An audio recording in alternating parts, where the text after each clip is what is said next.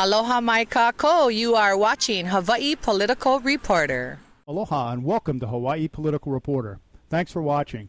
With me today is special guest Pat Pacheco, and he'll be going over a few news items with us as we read them. And also we'll be getting into the issue of guns and gun control. Gigantic issue now with lots of diverse opinions, and I think if you know Pat and you know me, you'll be getting this straight from both of us. And if you know Pat indefinite, you will not be getting it'll be straightforward with Pat. He'll tell you what he thinks, so you'll know that. Good, honest man here. And I think it's going to be interesting because Pat and I have divergent views on some things, and you, the viewer, will benefit by hearing the opposing side, so to speak, in some of it, and coming to your conclusions of what you think may be pertinent and relevant. So we're going to start off with a couple news. This is courtesy of Hawaii Free Press, and this is the December 22nd, 2012 news read. I'm just going to go over a couple of items, and of course you go to their website for much more depth. One item is a list of Senate wannabes to be released on Monday. There's a whole bunch lining up for that on Oahu. You can bet that's a mad scramble politically going. Any thoughts on that, Pat? Yeah, well, I mean, it's too bad that Hawaii, we lost a great senator in Senator Danny Noya. He did a lot, and he served a lot, and he represented Hawaii to the best of his ability and for the people. Yeah. Well, now who's going to take his place? It becomes a political thing, between the governor and choice. Although Danny Noy made his recommendation who he wants. Now, are they going to follow the Democratic Party? The governor going to follow what his wishes are? I didn't know that. Who was that, by the way? That he wants to take his place? Yeah. Hanabus, what's the name? Hanabusa is who he wanted. Yeah, Hanabusa, yeah. So if the governor is going to request his wish, that will be seen Monday. Tomorrow is a deadline for all applicants to get in. So we, the people of the state of Hawaii, just got to wait and see which of the governors, he has the ball now. Yeah. Well, see where he bounces. I think it's got to be a great comedy going on up there, though. I mean, it's scrambled. I can imagine what the Democrats are, and they're all getting their heads together, and, we're going to do this, we're going to do that, we're going to do this. Whatever, so we, the people, we just have to wait and see what the governor does. Is he going to request, going to go on the request of the late Senator Danny Noy? I highly doubt that, but we'll find out. It's yet to be seen. Then if he doesn't, my opinion is, then the Democrat Party is in a real mess, isn't it? Well, yeah, I mean, I think it's going to be in a real mess anyways as the funds start to dry up now and the crony capitalism starts to bear its ugly fruit. But we'll see about that as time goes on. Mm-hmm. So now we're going on to another item is $1,000 a day fines for plastic bag use on Big Island. And again, this is on the Hawaii Free Press. This is starting. That law basically goes into the details of the thickness and such as that in the first year. I guess it's 1 year away from now, but that's just something coming. So the plastic bag ban, you got to be aware of that and how it's going to affect you. And we see also another couple items. We have Hawaii State Energy Office able to show location of renewable energy resources. That's one. I mean, I'm not really a big fan of government much at all, but this is one I could see that could be useful. At least it sounds like something's intelligent being done there to see what we have for assets. And it says pressure grows on Senate Democrats to act on fiscal cliff. We'll see how that goes. I mean, they haven't been able to pass a budget for years, so what do you think about that, Pat? I mean, how do you a legislature that can't pass a budget? Typical, yeah. Yeah, it's our leaders, huh? Yeah, typical. These are the people that the people elect, yeah. Yeah. And they can't pass the budget yet, but they sure can pass the budget for other unnecessary things when it concerns the people, real importance of the people, yeah. Yeah, yeah. So, so what are really they doing? I mean, like I keep saying this, and I also believe this. These people forget themselves, these politicians. You work for the people. You don't work for yourself. How many of you do things for the people or self? Obviously, we know what the answer is. It's for self. Well, because this is why we are in the predicament we are, in the mess we are today. Pat, I couldn't agree with you more. And I think one of the things I've been doing this a few months, and one thing I've really come to the conclusion is you're a fool if you think in general. I mean, there's probably a few exceptions, maybe 5 or even 10%, but you're a fool if you think that they're there for you. No. Yeah. They're for you when come election time, and I found out the issue big time. Yeah. They're for you. They're all up. They're all arms and everything. You're the best friend. But after they're elected, who are you? I mean, you're out. Yeah, I What's the think bottom line? a couple lies and a little bit of exaggeration, maybe. Well, We're going to get into that later with you. I wouldn't call it lies. I'll call false information. Well, Stated. and It's half continuously information. year after year, yeah? Half information. This is what I find out a lot when I deal with all the bureaucracies. They give you half the story. They lead out, it's Oh, yeah. typical. That's how they are. That's how. Where is it? Politics for the people, by the people. Never happened. That died long time ago. Well, long time ago. It's true. And, actually, the more I think about it, I think it died within 20 years, maybe no more than 40 years after the country was founded. I think at that point on it started. For us down here, being a state in 1958, it died as soon as it became a state. Did it really? I mean, I guess the special interest money coming in redirected everything, right? Big time, big time. This is why our lifestyle has changed. It's not the people change it; it's the Western ways have changed it. Pat, this is something we just touched on, and this is one of the gems that that I love and really enjoy about this show. I would really like to have you on another time just to talk about that, the changes in state, because you're obviously of an age you could have seen the difference and inform those of us who don't know. I'd really like to see it, but I imagine, and I can tell you something correlating to that. I used to work around the company before they went public, and now they're a very big multi-billion-dollar company. And boy, oh boy, once they went public, it's just probably like this state going into a state, whole different animal. There you go. Yeah, the soul was lost. The soul was gone. There you go. Well, one final news item on the from Hawaii Free Press on the state level is, and we're going to get into this much more in depth, but it's kind of a precursor to what's coming on our special on gun control. The surge is on to get gun registrations and permits. This is from KITV. And Honolulu talk about increasing gun control is prompting a surge in gun registration and permits. It's a long line. They're waiting in line. And 23,000 registrations so far this year. They're moving forward inch by inch and brought chairs. I wonder why. Do people trust the government? I don't think so, and I think Pat and I will be going into that in a bit. So one last bit of news for Pat and I get going on to our primary focus today, which is guns. We're going to get into a update from the Puna Pono Alliance and Bob Pacheco. And we're just going to go into a bit of this, kind of skim this article over. This is the latest geothermal community update dated 12/22/12. First off, Bob wants to say thanks to Beverly Frederick and Hawaii Sanctuary for organizing their fundraiser for Puna Pono Alliance. And I'm sure it's a one and only Puna thing. That did go off. Unfortunately, I was unable to go there and tape it. And then he's going on to find that another accident recently. On Tuesday, December 11th, the well casing was found to have failed in one of the injection wells during its annual inspection, etc. We're not going to get into the full details. You could get this punapono.com. You could get on their website, talk to Bob, or if you watch any of our previous shows, there's a lot of information's there. punapono@gmail.com. You could get on there. And it's basically, what he goes into, it says the DOH, the Department of Health, says no one ever complains. Really, that's what they said, so please start with them. He's telling them to make your complaints, but this is not true because we know there's a documented log of many complaints, and they just don't want to hear them. They don't want to mention them. And we're going to keep going on to this. It says to make a record. And here's a couple questions, and we're going to get going just into another 30 seconds that Bob and the Puna Pono Alliance are asking. What kind of independent oversight is there on the PGV and the re-injection wells? I believe none, but of course they could tell you more. Why is there no independent oversight agency commenting on this well casing failure? Again, this is a matter of home rule if we look at it. Is PGV policing himself, and if so, why? And were there any conditions violated? And then we keep going on. But again, Puna Pono Alliance, and we should get into that. And probably next week we will have Brenda Ford on regarding her bill, which is going to be working on SB 97, I believe, repeal. So a couple of gun items, and then Pat, comment on these if you wish, and then we're going to get seriously into Pat and I think have somewhat opposite views on the assault weapon ban, and you can, hear the views and see what you think makes sense. I'm going to go to starting with an article, and this is obviously this is all related to supposedly the recent mass shooting, and we're going to go into where is this article? Of course, now gone that I need it. This is basically a study of mass killings. It says why. This is from the Washington Post. Why are mass shootings becoming more common? And this article is available online. It's dated December 14th. And it says the news on Friday was horrific. A man shot and killed 27 people, including 20 children. And I'm just going to skim a couple highlights. This has happened even as the nation's overall violent crime and homicide rates have been dropping.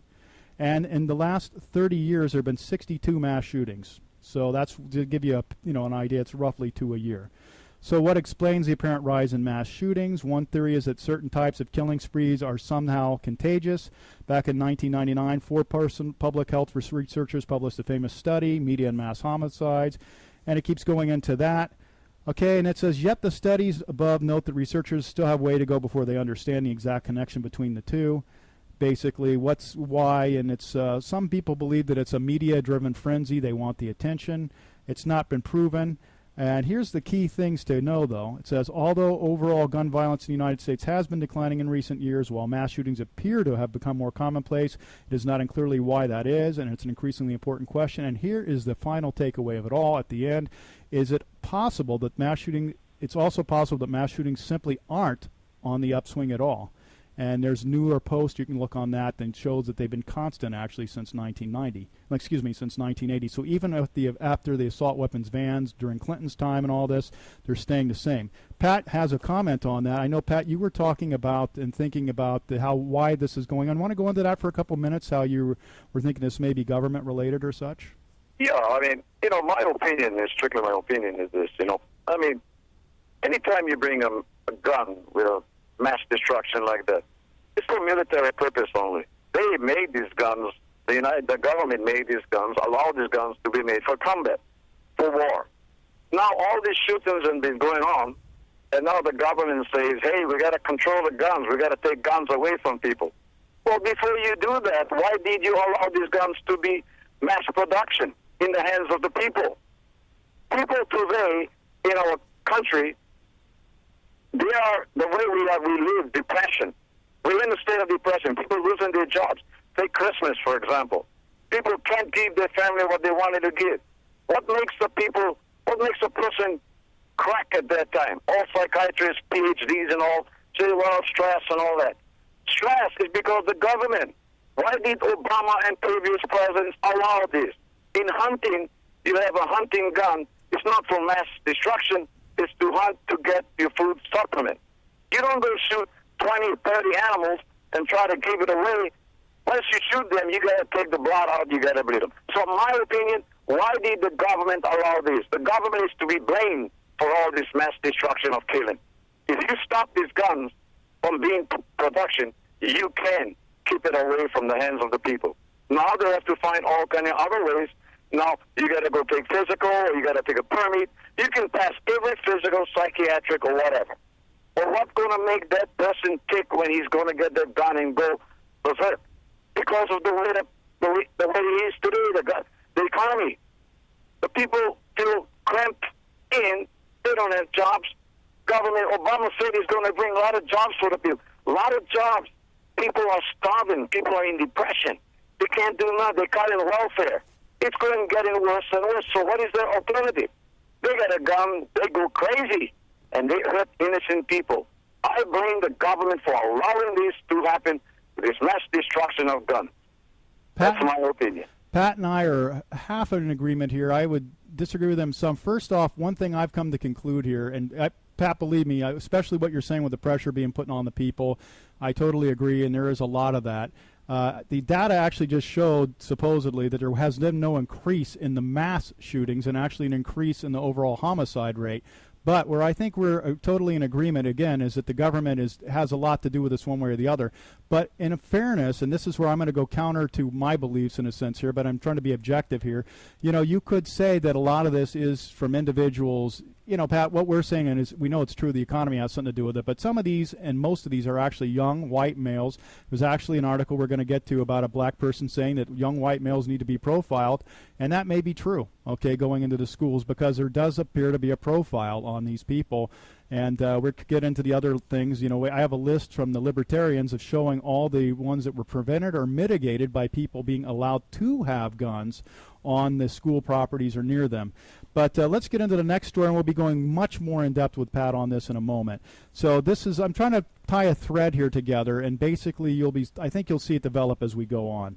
So the first one was that overall, actually, it appears per that article, and this is not in-depth proven, this is again just, surface level, you'd have to do your own research to really conclude one way or the other if it's true or not, that the mass shootings have not been increasing, and actually homicide rate has been going down, and this is even with the assault weapons being there. And of course we're talking all of them together over the whole 30 years are much less than a fraction, probably even of 1 month, of the automobile accidents. So Justice Breyer warns of Orwellian government. Now this was actually an old article, but have you ever read 1984, Pat, yourself, of George Orwell? Yeah. Well, I think you remember that. I mean, I remember I was terrified reading it. And he was talking about, basically the GPS tracking. And again, I think most of us would have to believe that there's a trend in government, of more and more control, absolute control over people. So this is one of the justices, obviously at the Supreme Court, warning, seeing signs, that we're becoming Orwellian. And actually, I think it's already long past. We're quite there. If you listen to some of the stories we come up with, what they're doing, they actually are intercepting. Pat, I don't know if you know this. This call right now is probably being intercepted and monitored by the government, because they believe it's simpler to. No, I know, but the point is they believe it's simpler to take and monitor everything than to selectively. So, I mean, that's. I would think many of us would feel that's a civil rights violation. But anyways, here's a very important thing, and I'm not going to get too much into the quote-unquote conspiracy theory, but I think there is quite a bit of evidence if you look at the pattern. If we're going to go start with this one, here is 1995. Eric Holder, that's the Attorney General of the country. A couple things. This is in the Washington Examiner, dated, I believe, 12/17 of 2012.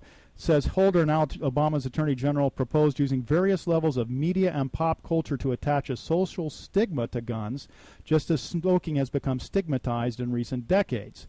Then we're going to go on to just one more sentence on this. We need to do, this is they're quoting Holder now, we need to do this at every day of the week and just really brainwash people into thinking about guns in a vastly different way. So this is one. Let me ask you this question. Sure. Let me ask you this question. Yeah.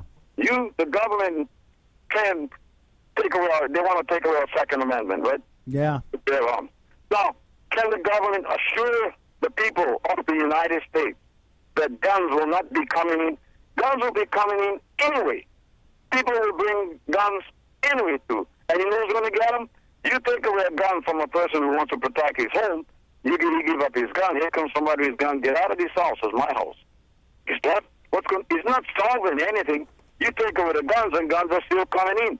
We all know that there is gun flow. This is why some of these people carry guns and get guns not even registered. How do they get their guns? So before you clean that house, clean that part there. Clean that part there, not just one area. Clean the whole area. Stop the guns from coming in, and then stop the mass destruction of automatic assault weapons. Then maybe you got to start. Right now, you're just defeating the whole purpose. You're making people, victims, very easy. Very easy. That's very true, and and that goes back to the point that the NRA president, and you could watch this, people, if you haven't watched this video, I suggest you do. It was several weeks back when the Conservative Forum of Hawaii hosted it. They brought in the president, not the one who usually speaks, the vice president, but the actual president of the NRA, and one of the facts that he brought up was how many lives are saved. And this is especially true in an urban setting. A lot of women are now working late. They're doing jobs. They don't have men around. There's a lot. And, we're going to get into a moment about how much higher the crime, or especially violent crime rates, are in most of the countries proportionally that do not have handguns and guns allowed. But the next story is we're going to get into, and by the way, it's talking about the Holder and the brainwashing, basically making guns, something to be evil and spurned. Basically, Facebook, this is on InfoWars, dated 12/19, Facebook suspends an account for questioning official narrative on shooting. Now, what we're going back to, and we're just going to do this quickly, and I know Pat may disagree with this, and we'll probably have a lot of people who may not believe this, but I believe there is an overall conspiracy to take away the guns here. We just read about Holder in 1995. We know Obama for decades has been virulently anti-gun and doing many things against them. Then we have the Fast and Furious operation where guns were being planted to basically engender sympathy, for an anti-gun ban. Then we have several mass shootings, and what is the key in these mass shootings in all of them? All of these people were on drugs. All of these people were on some kind of basically mind-controlling drugs. And even in the military, if you look when they go on rampages and sprees, there are drugs being used. I think this is something that is a little questionable, and this is also, there's accounts, of these shootings of there being more than one shooter. So I'm not going to say for sure one way or the other, and I haven't investigated that much in depth, but knowing all the false flag attacks and many of the things that the governments have done over the years, and all the honest politicians and people being killed, such as Kennedy, if you know what that is, that was the federal backers of the Federal Reserve, and going back even to Lincoln and such, you might be thinking twice about what's really happening with the guns. And this leads exactly into this, Pat. Communist Chinese government calls for Americans to be disarmed. Now, this is in InfoWars again, and this is dated 12/20 of 2012. So here we have these wonderful people with their highly advanced human rights calling to disarm. And this is one thing I really love, and I'm going to say it right now, and I'm going to say hallelujah, praise God, and thank you. They want to disarm the largest armed force in the world, which is not the Chinese military, and it is not the American military, it is the American people. This is something to me which is gigantically positive. If anything ever happened for whatever reason, the foreign government, our government, militias forming, broken governments, Mexican drug cartels, the people have guns. And I say hallelujah. Now, don't get me wrong, just like Pat says, a lot of these assault weapons are very scary. It's certainly, you don't want somebody mentally ill or, in the wrong hands. It's incredibly scary. But it's one of these things I believe there's going to be more evil to be without them. And you can go back and look through history of Hitler, Stalin, Pol Pot, North Korea right now. Every place there's no, or almost all the places there's no guns, it's one of two things. There's a totally totalitarian, in control, horrific government, such as North Korea, or there's a much higher crime rate, which is going to go into our next story. How England, of course, as you know, has gun ban and everything like that. England has worse crime rate than the U.S., says Civitas study. And basically, they have a worse crime rate for rapes, burglaries, and robberies. Because somebody wanting to have his way with a woman the wrong way, he doesn't have to fear having a nice 38 special put in his head, does he, Pat? Exactly. The funny thing you just said, the Chinese want America to get rid of their guns. Well, let me tell you, people, we should know, and we gotta know that the Chinese own America. America is in debt to China, and yet all things are made in China. The Chinese is the richest country today in the world. America is not. Look around America. Look even in Hawaii. Who buys the land? The Chinese buy land. Foreign people buy the land. Not the American people. The American people maybe piggyback the rich ones, but they're taking away everything from the people in America. So America, you give up the guns, and it says in the Bible that it'll end America. All this started, and let me explain it. All this started when America Congress said, we're taking away prayer, we're taking away the Pledge of Allegiance. That will lose America completely right then and there. Right then and there. Because in God we trust. If you look at that coin, one day, America going to turn to God and ask God for help. Because this is what is coming, and I see it. It is in the Bible. I'm not talking Christianity or in anything, but it's there. People read it. That we are losing because our country give up so much money to the foreign countries, but forget about the people at home. This is what we are. This is why we are. And this is why cheap stuff made in China. Before it was in Taiwan. Now it's made in China. Made in China. Does it last? Of course not. Because it's cheaper out there, and it's too expensive in America. America is greed for money. Greed. It's all the dollar bill. That's what it is. Pat, I think you really hit it on the head there, and it's interesting. Actually, as you were bringing that up, I was trying to find it as you were speaking. Somebody actually wrote an email exactly similar to what you're saying, and basically, and I personally am a mixture of religions myself. I kind of have a New Age belief, I guess you'd say. But I certainly believe in the Christian fundamentals, of loving, your neighbor, not committing murder, etc. All the, the big 10 commandments. And, it's true. If there's no moral foundation, that is truly the thing that is the problem here. And part of that moral foundation, I believe, and this is where, I'm going to kind of go against some of the more conservative beliefs here, is at times when you see a disturbed person, we all do have some responsibility to try to help. Because if not, it's just going to come back and bite us harder. It really is. And, Pat, that's what the old style, I know some older Hawaiian people here, they're saying, they leave the door open if somebody's really hungry. They come in, take a couple apples, yeah? Yeah. Don, I'm born and raised down here, and, and where is a law spirit? Where is it? A law spirit, a law means to share, yeah? Yeah. To share. aloha, goodbye, and all, but it's also to share. People down here, the law spirit is you help one another. A person needs help, you help. Today, you're afraid to help because somebody might conk you on your head or rob you or whatever. Why? We didn't have this. Where did this all come from? The Western world. Because the people who come down here, you're welcome, aloha, but respect the culture, the ways of the people. You don't like the way the people live in Hawaii. There's 2 airports, aloha. That means bye-bye now. Okay? Come down, respect their style. You don't go to Russia and tell Russia, this is not the way to live. I want you to live my way. They'll take you out quick. Well, down here, America is freedom. Freedom of speech, freedom, you can do anything, you have a right. The democracy says we have a right. But do you have a right to change the people's ways of life? Do you have a right to enforce their way of your Western way on the people? No, you don't. You let the people, you come and welcome and live with them. You don't like the lifestyle they live. Leave it alone. Live your own lifestyle. We're not going to bother. The local people are not going to bother. We don't need bother. We like the way we live. But we don't have that anymore. We're losing everything that our forefathers had and passed on to the generation. What are we going to have for our youngsters, the KKs, in the future? Nothing. Absolutely nothing, people. Why? Because it's been changed. And why? People of Hawaii, stand up. We let it change this way. We let Hawaii's mentality of, no, Bombay. Or Bombay pass you by. You and know that's what, what's happening. On top of what you're saying, Ben, and believe me, I hear you, and I totally agree. But here's the thing: I think there's a couple tricks they did. You know how they get, drug addicts started. Okay, I mean a little sample here, a little freebie here. Right, they get them hooked. Well, and I got to tell you myself. Okay, I'm fortunate I'm not suffering through this, but I see so many local Hawaiian people working 2 and 3 jobs and getting screwed nothing. I mean, screwed nothing. And it's not the big companies that are screwing them per se. It's the combination of the big government and big companies. To me, I think there's really 3 players. There's the people, the very big moneyed interest, including corporations, and the government. Okay? And what happens, the government, was supposed to be for the people. But what happens, they figured a way. It's called fascism. The government and big corporations have figured a way to work together to conspire against the people.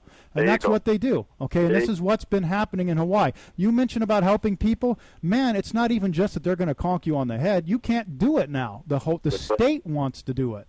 Exactly. They want to be in control. Pat, hey, you want to go cut your pigs? You're having you need some meat for your family? How's that going? It's getting a little harder, isn't it?